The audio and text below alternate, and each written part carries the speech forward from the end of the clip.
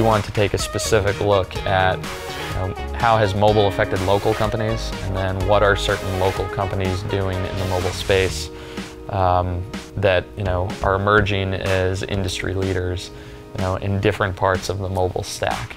I think that we're in this new generation of mobile applications, and one way I think about successful mobile applications is there has to be this one emotional trigger. We're out there with one goal and one vision, and that is to make people happier.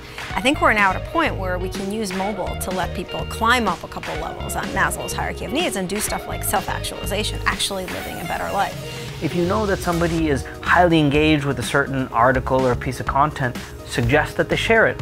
And wait, you also know how they shared it the last several times. Maybe they prefer Twitter over Facebook, so give them direct access to tweet this and make that quick and easy for the end user. Clearly, an important ingredient of mobile is the ability to derive context out of location. You can start to build profiles around folks in an anonymous way that are not just using location, but really being able to build rich profiles based on people's behavior, and to start to build psychographic and demographic understanding of the user behind the device without knowing who the person behind the device is. The channels that are starting to seem interesting now is if I get you to use a mobile application and if I get you to log in via Facebook, now I know who you are on those other channels. Some new innovations and new thoughts that will come into play around how businesses think about mobile, but then tie them into other channels, not only thinking of mobile as one channel.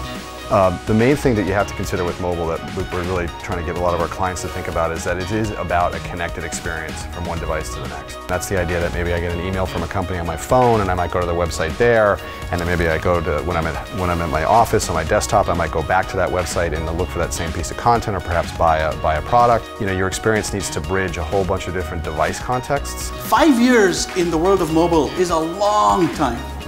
To put it in perspective, iOS and Android and all the stuff that we're talking about was in its infancy 5 years ago. And in 5 years, communication as a channel could be a whole bunch of devices that we're walking around with, not primarily your phone. I think everything in mobile is going to change in the next 5 years. I think one of the big things is making the mobile phone more like your wallet, the one thing that you need to have with you wherever you are.